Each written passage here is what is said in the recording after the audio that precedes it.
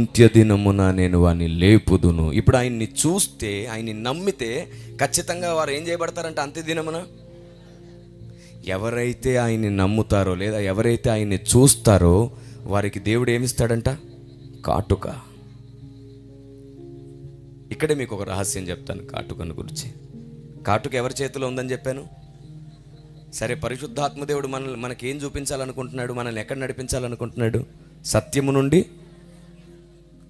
దేవుని దాచిన సంగతులను మనం చూడాలంటే భక్తుడు అంటాడు, నీ ధర్మశాస్త్రమందు ఆశ్చర్యకరమైన సంగతులు చూచున్నట్లు నా కన్నులు తెరువుము. ఇప్పుడు కన్నులు తెరవబడాలంటే ఖచ్చితంగా ఏం కావాలి? కాటుక కావాలి. ఎవరి దగ్గర ఉంది కాటుక? అందుకన్నాడు, నా ఆత్మ లేనివాడు నా రాజ్యానికి, ఎందుకంటే కాటుక ఉండదు కాబట్టి గుడ్డోడు అయిపోతావు భక్తి జీవితంలో. పరిశుద్ధాత్మ దేవుణ్ణి కలిగి ఉండు, పరిశుద్ధాత్మునికి లోబడి ఉండు. నీ కనులు తెరవబడిన వాడవై నువ్వు దేవుని జ్ఞానం నేర్చుకుంటావు. అనేకులు అందులైన మార్గదర్శకులంట, వారికి పరిశుద్ధాత్మ దేవుని సహవాసం లేదు.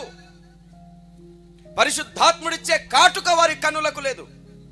వారు కనులు మూయబడిన వారై మార్గం చూపిస్తున్నారంట. వీరు అదే గోతులో పడతారంట, వారిని వెంబడించిన వారును అదే గోతులు పడతారు.